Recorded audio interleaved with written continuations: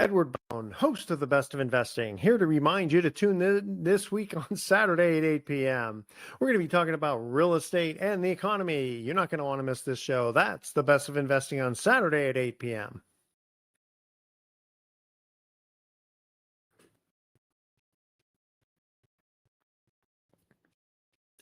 Welcome. You're listening to The Best of Investing. I'm your host, Edward Brown. Our phone number is 888-912-1190. Use that number to answer the trivia questions for a 5-pack tanning certificate given away during the show.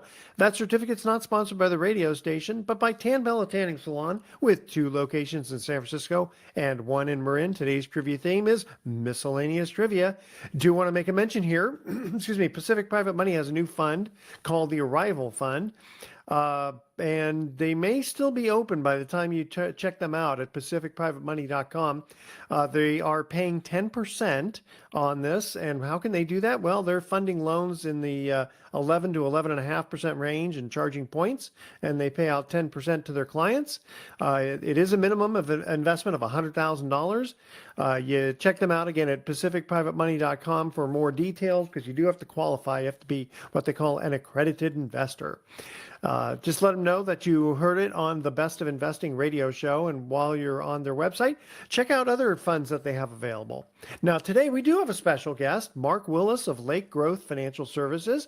Mark is a CFP on a mission to help you think differently about your money, the economy, and your future. Mark is a certified financial planner, a 3-time #1 best-selling author, and the owner of Lake Growth Financial Services, a financial firm in Chicago, Illinois. As a co-host of the Not Your Average Financial podcast, he shares some of his strategies for investing in real estate, paying for college without going broke, and creating an income in retirement you will not outlive. Mark works with people who want to grow their wealth in ways that are predictable and conservative to become their own source of financing and create tax-free income in retirement. Well, Mark, that's a mouthful. Welcome to the Best of Investing. Thank you, Edward. Thanks for having me on. Absolutely. So let's start off with this. If you could create the perfect financial strategy for your life, what would it look like? Yeah, I've had the great privilege of working with folks in all areas of life, just starting out or getting ready for retirement. So we've worked with business owners, entrepreneurs, real estate investors, and even some Super Bowl champions, as it turns out. But the majority of people I work with are really just wanting more certainty and clarity and agency over their financial life. And I noticed that's sort of what most people ask me for. First of all, they say, well, Mark, I got this 401k here. I've got this rental property over there. And they don't say it quite like this, but the analogy I use is most of us, we wake up halfway through the movie of our story with money. We don't really know why we're supposed to invest here or buy that or pay off this old debt over there. We're just told to do it. And so we many times just do it. And then over time, we begin to collect these little accounts here and there. We got that Roth IRA. We got that old credit card from college days. We still have some student loans hanging around, like an old girlfriend that didn't leave when she needed to. We've just got all these different accounts. And I sort of say it's sort of like as you're on a hike, you might come across a really pretty looking rock. And you got a backpack. So you go ahead and pick that rock up and you put it in your backpack and you keep on walking. And a little while later, you find another account and another account, and you just keep adding accounts to your portfolio, sort of like adding rocks to a backpack. And before you know it, you're weighed down. It's like a bag of rocks. You don't really know if it's helping you on your journey anymore.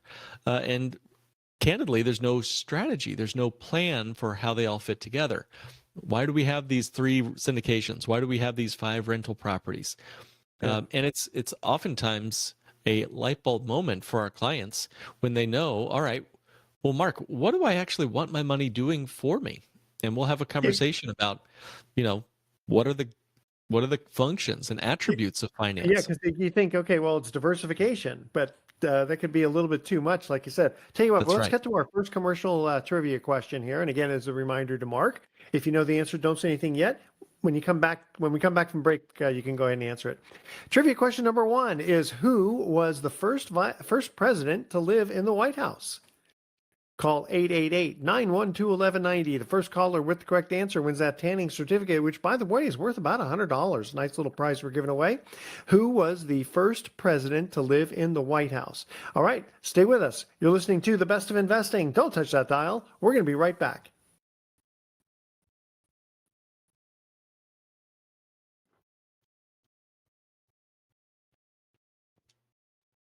Welcome back to The Best of Investing. I'm Edward Brown, your host, along with my special guest, Mark Willis.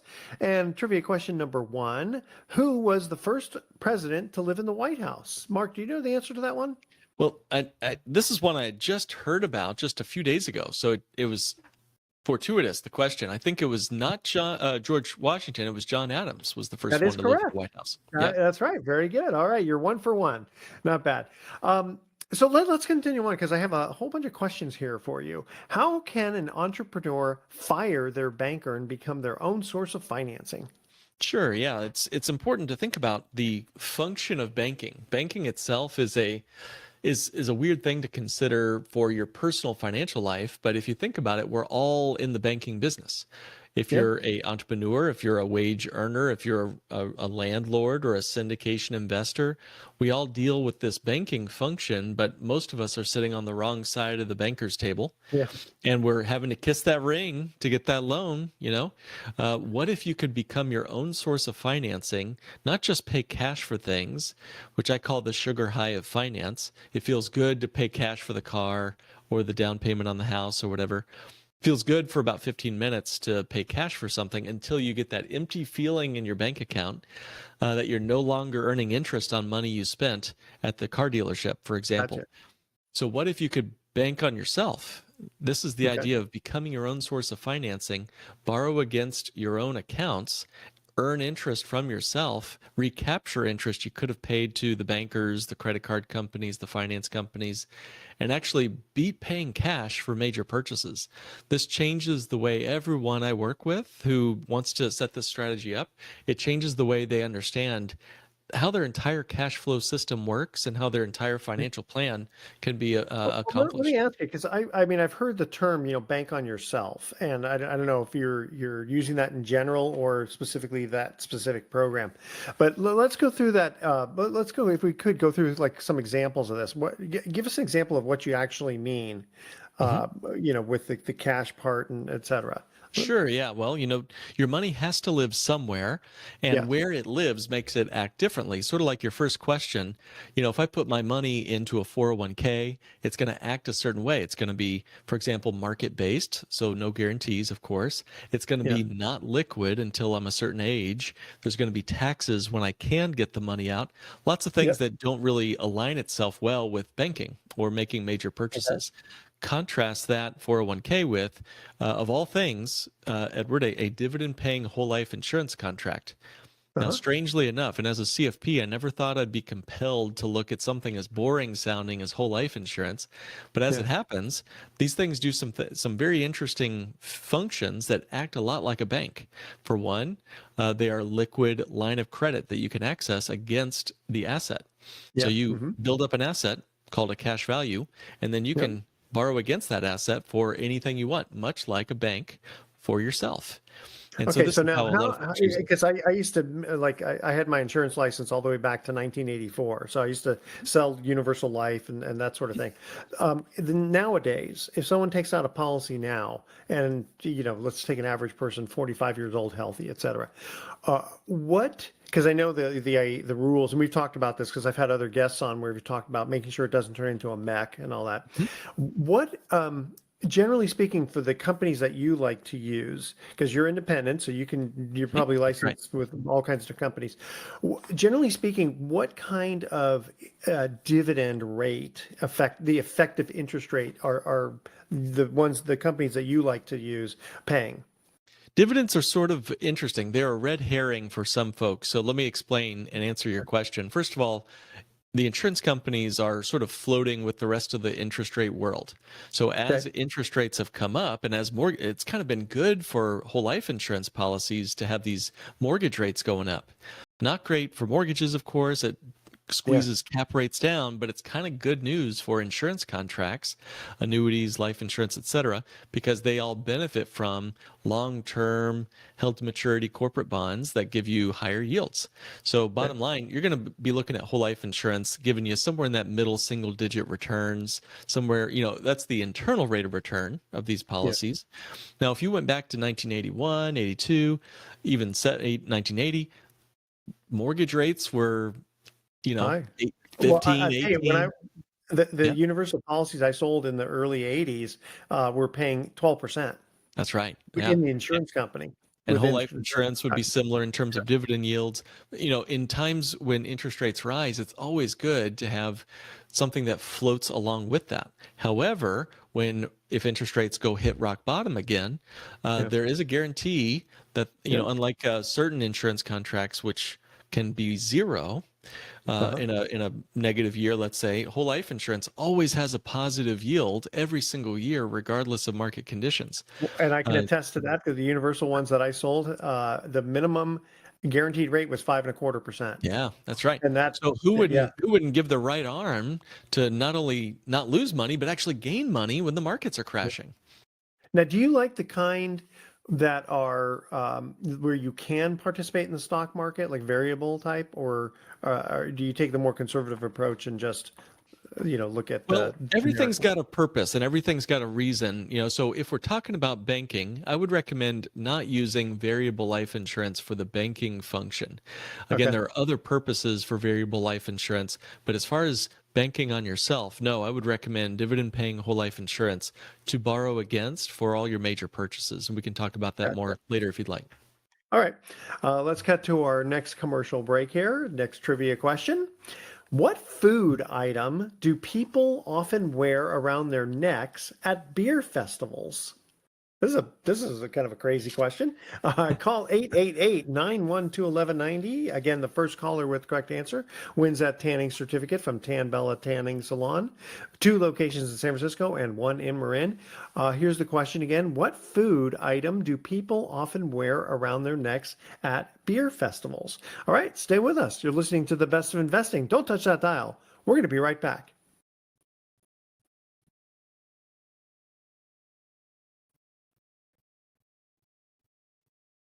Welcome back to the Best of Investing. Edward Brown here, along with Mark Willis, certified financial planner. Second trivia question: what food item do people often wear around their necks at beer festivals? Beer, this is a tricky one, man. What do you eat when you're drinking beer? I don't know. Pretzels is what I'm going to guess. I Yes, don't know. Is a that pretzel right? necklace. Very good. Way. I was thinking Those are garlic, guesses. but then that's vampires. So very good. 2 for 2. Not bad. I'm impressed. Let's see. What else can we ask you here? Okay. All right. So let's talk about the bank on yourself and how it's different from traditional financing options. Sure. Sure, yeah. Well, think about what your options are. If you need to get a loan, let's use an example like a car. What are our options? We can either finance it, lease it, or pay cash. Let's talk about each one. When you finance it, you're having to kiss the ring of that banker, pay him or her the interest rate he chose. You're going to be on their schedule. And if you don't pay them back, you got to repossess. They get to repossess the car. They get to wreck your life, basically.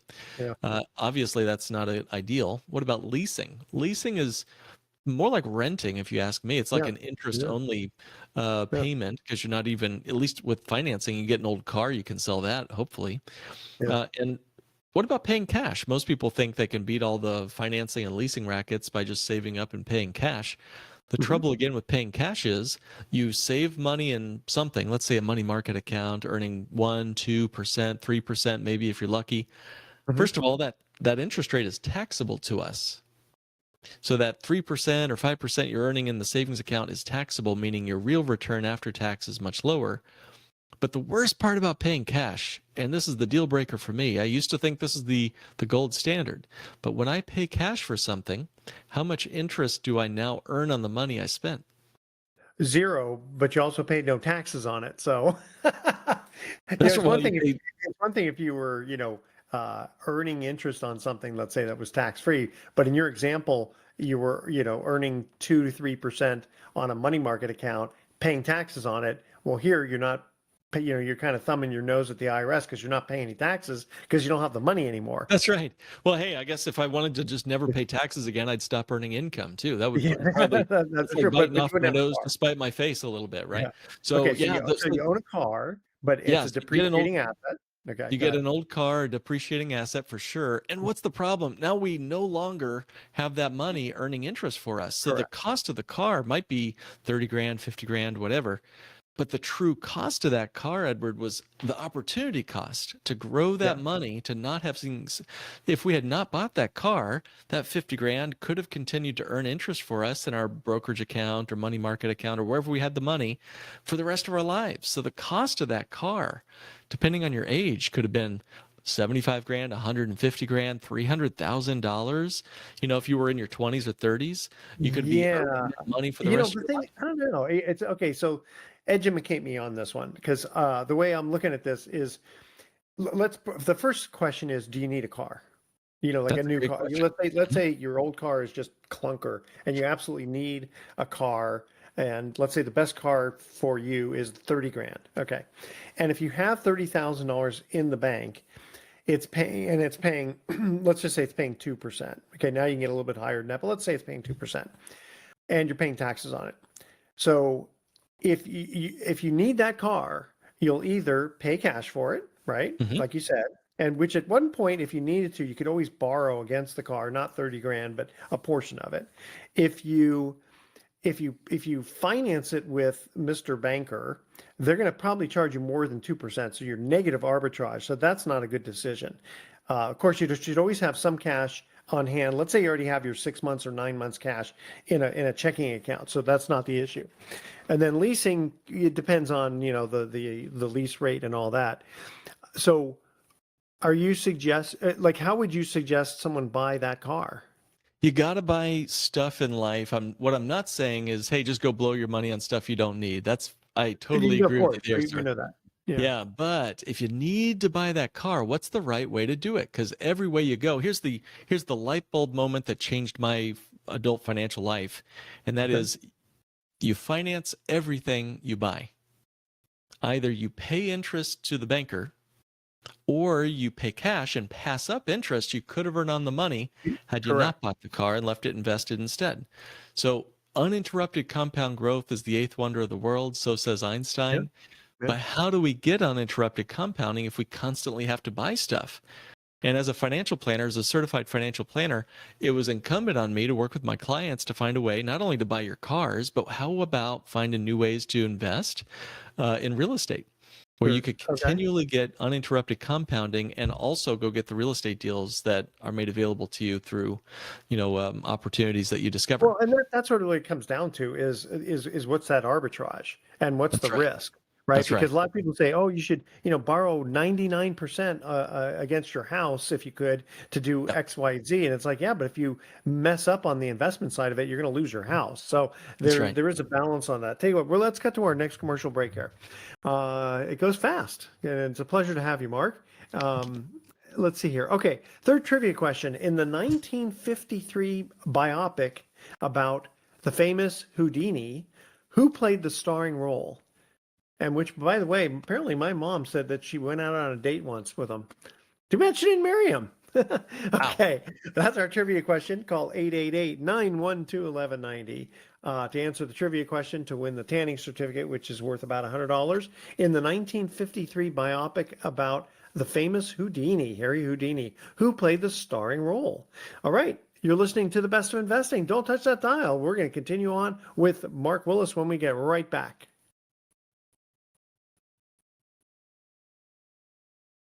Good questions. Welcome back to The Best of Investing. I'm Edward Brown, along with Mark Willis, certified financial planner. Third trivia question. In the 1953 biopic about the famous Harry Houdini, who played the starring role? I'm going to have to yield to you on this one, sir. I have no Okay. idea. I need to go Uh, back and catch up. Tony Curtis, who is Jamie Okay. Lee Curtis's father. All Oh, right, well, no 2 way. for 3. Wow. Cool. That'll still get you in the Hall of Fame. You did very well. 2 out of 3. All right, let's see here. Let's see what other questions we have. So There's something better than just being debt free. Tell us about that. And by the way, Mark, before I forget, because I want to make sure people get your information, how do people get a hold of you if they have questions for you? Yeah, if this sounds of interest to you, this idea of overcoming the trouble of having to always start over again when you make a major purchase, whether it's a car or a real estate investment or paying off debt, like we'll talk about here in a minute, I can help. We work with folks in all 50 states to help them in building a real financial plan they can count on, one that isn't tied to the ups and downs and whims of Wall Street. You can reach me or my team at kickstartwithmark.com. And we can schedule a 15-minute phone strategy session. That's kickstartwithmark.com. I like that. That's good. That's good. All right. So something better than being just debt free. Sure. What's your advice on that? Yeah, this is a story of mine. So, I worked for a long time to get out of student loan debt. I had $120,000 personally after getting out of college, and we graduated from my grad degree in 2008. Great time to be looking for work, Edward, right? Yeah. 2008. Sure. And I did not have much luck at it, so we were struggling big time, and we were doing the snowball method, paying off our debts one at a time, trying what we could, working 3 jobs. And as it happens, we stumbled across this bank on yourself idea in the midst of paying off our debts. So here's what we did. And we now have trademarked this and call it the debt snow bank method. The debt snow bank method. So what you do, it's very simple. You put money into, you pay your debts, you stay current. That's the first step. Step 2, instead of throwing everything at the debt, as long as it's reasonable to throw extra money somewhere, instead, allocate your extra money that you don't have to spend on lifestyle or on your minimum debt payments toward your whole life policy that's designed the bank on yourself way. And I want to say quickly, these are not the old-fashioned kind of whole life that are riddled with commissions and grow very slowly. These, again, grow somewhere between 8 and 40 times faster, depending on your age and health, than traditional whole life insurance. Congress is still giving life insurance companies the tax advantages. That's right. really what it comes in. That's now, right. One question for you though: what happens if somebody has a credit card at 19% interest? That's right. And this is where sitting down with a professional like myself or one of my colleagues will run the numbers and say, all right, wait, you should pay this credit card off right away, then start your policy. Sometimes that does make sense. Other times, again, depending on the size, or maybe it's a 0% card, it comes down to the details, right? Down to the details. Yeah. But the second step is overfund your policy, plow as much money as you comfortably can into that. Step 3, your debts are coming down and your loans or your cash value is going up. So at some point, the cash value and the loan will equal each other, and you simply borrow against your life insurance and wipe out your debts one at a time. Here's the fun fact about this. Even if you borrow against these whole life policies, they will continue to give you uninterrupted compounding growth on the entire cash value, the full cash value. All of it, even the amount you borrowed against. So if you had a $10,000 credit card, and let's say you had a $30,000 cash value, and you borrowed against that $30,000, your 10 grand, you borrowed 10 grand against your cash value to pay off your credit card, even though you borrowed against that policy, your policy still earns interest and also dividends on the full $30,000 as if you hadn't touched a dime of the money. Now show me anything else in the financial universe that can do that. I can't find anything else where my money can do 2 things at once, where I can still have the compounding and have liquid access at the same time. So again, that example, how much was in your cash value? In that example, I just said $30,000 was the cash value. Okay, and so and you borrowed how much? $10,000. 10,000. Okay. So I could see, I mean, it's sort of like if you went to your banker and you said, hey, Mr. Banker, I've got a $30,000 CD with you. So that's 100% guaranteed. Right. They know where the money is. You said, I only needed to borrow 10,000. Mm-hmm. They would give you, they would lend you the 10,000 at. That's right. The rate that they're paying you plus like you said 1.9% or whatever. Yeah. You could do this with a CD. You could do this with a CD. Here's a couple of gotchas on CDs. CDs, of course, are taxable when they grow interest, and of course the banker has to approve the loan.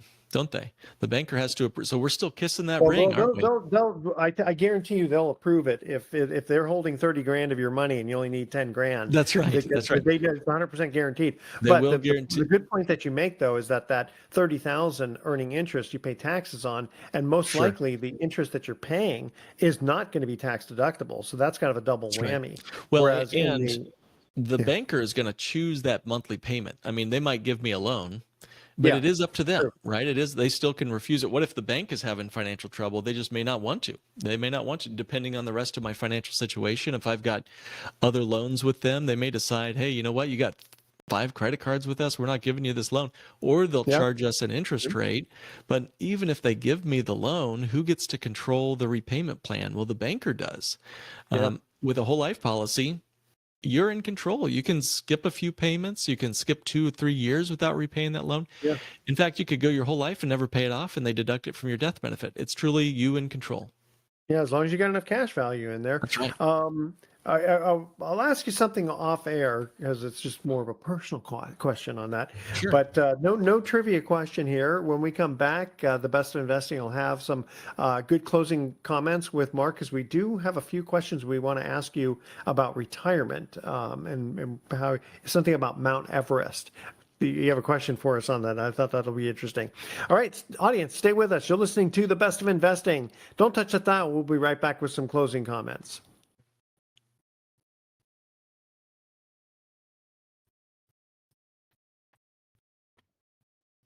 Welcome back to The Best of Investing. Last time for today, I'm Edward Brown, your host, along with Mark Willis, certified financial planner. Excuse me. Mark, what does Mount Everest have to do with retirement? Seems like a strange segue, doesn't it? Yeah, but here's a question. I got a pop quiz. I could have asked this before the break, and I'm sorry. I can get you a prize afterward, but I have a question, a pop quiz question. It's Sure. It's a 50-50 shot here. All Do you right. think more people die going up the Mount Everest or coming back down? So is it which one has more deaths, going up the mountain or down? I would say coming down. You're correct. Yeah. Yeah. Scientific American says that 85% of deaths are descending Mount Everest. 85%. That's a amazing. big deal. Yeah. So that's true also with our retirement. Most people think about retirement before they retire merely as, oh yeah, there's that account. I'm accumulating assets. Someone else is being being prudent enough to watch over it for me. They're charging me a fee to watch over my stuff. Accumulation is easier to do. It's difficult to save money, and it's certainly harrowing when the market trembles, but it's okay because you don't need to rely on that money. Now, different is the years right before you retire and the 5 to 10 years after you retire. We call this the peak of retirement. And now you're on a tread down the mountain. Climbing down the mountain can be the most harrowing because when the market crashes or corrects, you still got to buy groceries. Yeah. And this means double pain on your retirement accounts. And in fact, 63% of retirees fear running out of money more than death. And the majority of retirees are going to outlive their savings by more than a decade, according to the World Economic Forum. This is a big people are living deal. longer, Living longer. theoretically That's being right. healthier. So yeah. That's right. So we got to find strategies, and my firm specializes in strategies that make sure that the money will never run out. Your income would never run out, even if you live to 100 or 110. Gotcha. All right. Take a quick 2-second. We always have, we try to do a silly joke of the week. All right. So I'm going to implant this right now. So I said to the gym instructor, can you teach me to do the splits? And he said, well, how flexible are you? I said, well, I can make Tuesdays. Okay. So we always have great. to have some dad jokes I'll in share there. that with my daughter. She'll love it. I'll put that one in my joke database. Yeah, exactly. Yeah, my daughter likes when I always send her to her. All right, we have a couple of minutes here. Let's see. What are the risks of traditional retirement strategies, and how can we create an income that won't outlive us? Yeah. It's sort of like when you retire, a gun goes off and you're in a race between you and your money. Who's going to croak Yeah. first, and you don't want the money to croak before you do. That means we're out of money. So, in short, as brief as I can, there are 4 flat tires to the traditional retirement vehicle. Yeah. One, deferred taxes. If you think taxes are going up in this country, why do you have a lot of your money in tax deferred vehicles? It doesn't make sense. Second, fees. The Department of Labor says even a 1% fee on that retirement account over 35 years will gobble up, get this, 27% of your nest egg. Yeah. Third flat tire, market volatility. Everyone thinks they can just fall off a log and get 10% in the stock market. Here's the reality, though. Third-party research from Dalbar, D-A-L-B-A-R, says that the real return of actual investors over 30 years, Edward, was only 3.6%. Isn't that amazing? Devastating. Yeah. And then And the the thing fourth, is, I've told people, I said, if you have $100 and you lose 20% of it, now you got to make 25% you're just so to break right. even. You're Gotcha. so right. Mark Willis, we'll have to have you back to Yeah, cover sure. more things. Thank you so much for joining us. We do have some thoughts for the day. So, I pulled out a nose hair today to see if it hurts, and judging by the reaction of the man asleep next to me on the bus, it seems pretty painful. Yeah. And my sister thinks she's so smart. She said onions are the only food that makes you cry. So I threw a coconut at her. Yeah, I figured that'll help. All right, audience, tune in next week to The Best of Investing. We're going to be giving away more free prizes for answering trivia questions and, of course, throwing in some more dad jokes. Thanks for listening. On behalf of our team, I'm your host, Edward Brown, wishing you the best of investing. So long.